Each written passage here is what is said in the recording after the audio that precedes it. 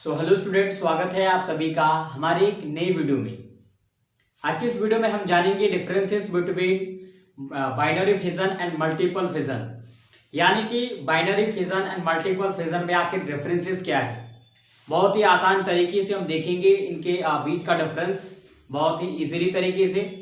मुझे आशा है कि अगर आपने इस वीडियो को सिर्फ एक बार देख लिया तो आपको binary fission and multiple fission में डिफरेंसेस लिखना बहुत ही आसानी से आ जाएगा। तो चलिए देखते हैं, आखिर हमने जो है differences between binary and multiple fission को देखना है।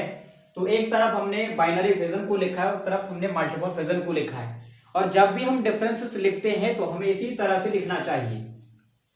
हम वहां पे लिख सकते हैं कि following are the differences between जो है binary fission and multiple fission. एक तरफ हमने बाइनरी फिजन लिखना है और दूसरा तरफ हमने क्या लिखना है, मल्टीपल फिजन। तो बाइनरी फिजन में अगर हम सबसे पहला पॉइंट देखें तो इट फॉर्म टू डॉटर एंगोन्स फ्रॉम वन सेल, है ना। बाइनरी फिजन में क्या होता है, एक सेल के द्वारा या फिर एक ऑर्गेनिज्म के द्वारा दो डॉटर सेल बनते हैं। एक सेल के द्वारा दो सेल का निर्माण होता है, जिसे हम कहते हैं बाइनरी फिजन। और उसी के कंपैरिजन में अगर हम मल्टीपल फिजन में देखेंगे तो इसमें क्या होता है कि एक ही सेल के द्वारा बहुत सारे डॉटर सेल बनते हैं। तो इसलिए कहा जाता है कि इट फॉर्म्ड मोर डॉटर एंगोन्स फ्रॉम अ सेल, यानी कि एक सेल के द्वारा बहुत सारे डॉटर एंग बनते हैं, लेकिन इसमें एक सेल के द्वारा सिर्फ दो ही बनते, इसमें दो बनते, इसमें बहुत सारे बनते हैं। तो इसलिए इसे जो है बाइनरी फिजन, इसे मल्टीपल फिजन।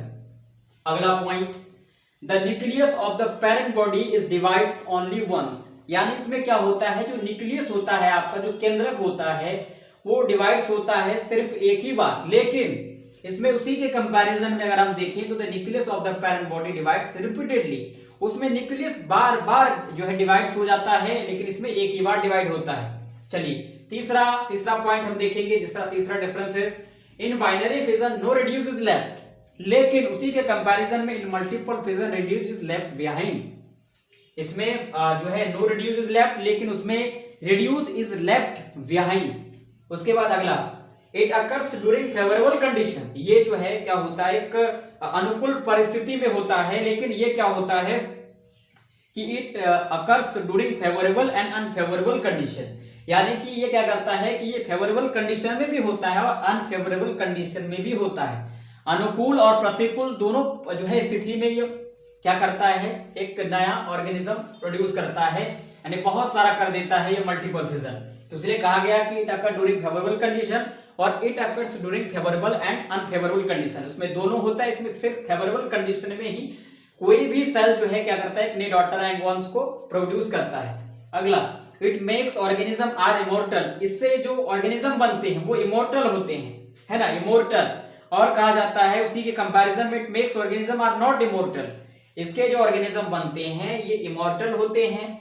लेकिन मल्टीपल फिजन में जो जीव बनते हैं, जो ऑर्गेनिज्म बनते हैं, वो इमोर्टल नहीं होते। उसके बाद अब एग्जांपल देखिए, इसमें आ जाता है अमीबा एंड पैरामोसियम, एंड इसमें आ जाता है प्लाज्मोडियम एंड यूग्लिना। तो ये था कुछ differences between binary fission and multiple fission. तो इस तरह से हमने binary fission and multiple fission के बीच जो डिफरेंस था वो हमने देखा। अब बहुत सारी चीजें हैं जिनके बीच हमें डिफरेंसेस देखना है।